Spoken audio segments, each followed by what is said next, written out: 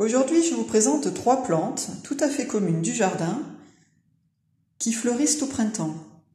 La lierre officinale, l'ortie blanche et l'ortie que vous connaissez pour avoir mis les mains dedans par inadvertance. Ce sont 3 plantes comestibles et médicinales.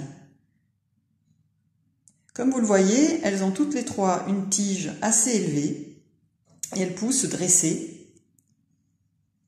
souvent au milieu de végétaux assez denses, qui fait qu'on passe souvent devant sans les apercevoir. Donc je commence par vous décrire la lierre officinale. Vous voyez cette longue tige. Si je la prends entre les doigts, je sens clairement qu'il n'y a aucun poil. Elle est assez lisse. Sur cette tige, les feuilles sont insérées à des niveaux différents, de manière alternative. On appellera cette insertion alterne. Ces grandes feuilles, en forme de cœur, portent des dents grossières tout le tour de la feuille. Elles sont absolument dépourvues de poils, comme la tige. Elles sont molles, souples, vraiment très tendres. D'ailleurs, ce sont ces feuilles que l'on va consommer. Si je remonte la tige, qui est particulièrement grande pour cette plante, je découvre des sortes de queues de rat assez curieuses. Tout simplement, ces queues de rat font partie du groupe de fleurs, la fameuse inflorescence, qui, elle, fait toute cette portion de tige. Alors, je vous explique un petit peu pourquoi j'englobe ces queues de rat dans l'inflorescence. Eh bien, tout simplement, la floraison de cette plante se produit de bas en haut. Ainsi, au sommet, nous avons les dernières fleurs épanouies, et en bas, les fleurs sont fanées et ont été remplacées par des fruits. Des fruits que vous pourriez appeler qui ressemblent à des gousses de haricots, mais en fait, on ne va pas les appeler comme ça, on va les appeler des siliques. Voilà, donc ici une silique, 2 siliques, 3 siliques. Et dans ces siliques, il y a des toutes petites graines encore vertes. Donc je vais m'intéresser aux fleurs épanouies du sommet de la tige.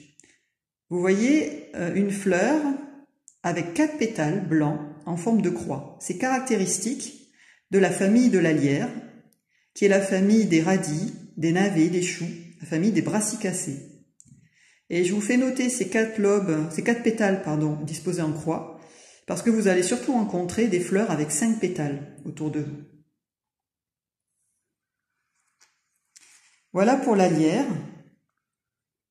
Je passe maintenant à l'ortie blanche. L'ortie blanche qu'on appelle aussi le lamier blanc, qui est son véritable nom, on va dire français. On l'appelle ortie blanche parce que bien sûr, elle est souvent confondue avec l'ortie. Vous voyez, je peux la toucher sans aucun dommage, contrairement à l'ortie commune ou grande ortie. Ces feuilles ne sont absolument pas urticantes. Alors, contrairement à la lierre, vous pouvez voir que l'insertion des feuilles se fait au même niveau. Les 2 feuilles sont face à face, on dit qu'elles sont opposées. Et les fleurs elles-mêmes sont insérées au niveau des feuilles, elles forment des sortes de couronnes de fleurs. Vous voyez ici, toutes les fleurs, il y en a au moins 7, plus des petits boutons. Ces feuilles ont quasiment un pétiole nul. Elles paraissent toutes attachées directement sur la tige, comme les fleurs. Ces fleurs ont une forme très particulière. Regardez ici. On dirait une sorte de bec de perroquet.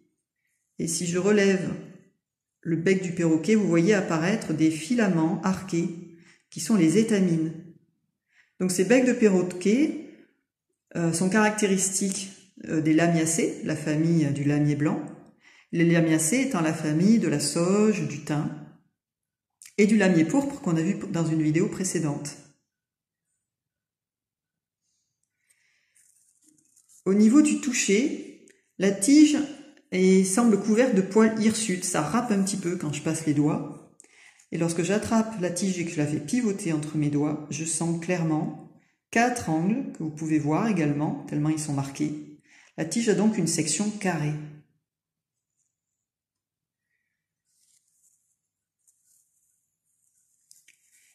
Les feuilles sont légèrement velues.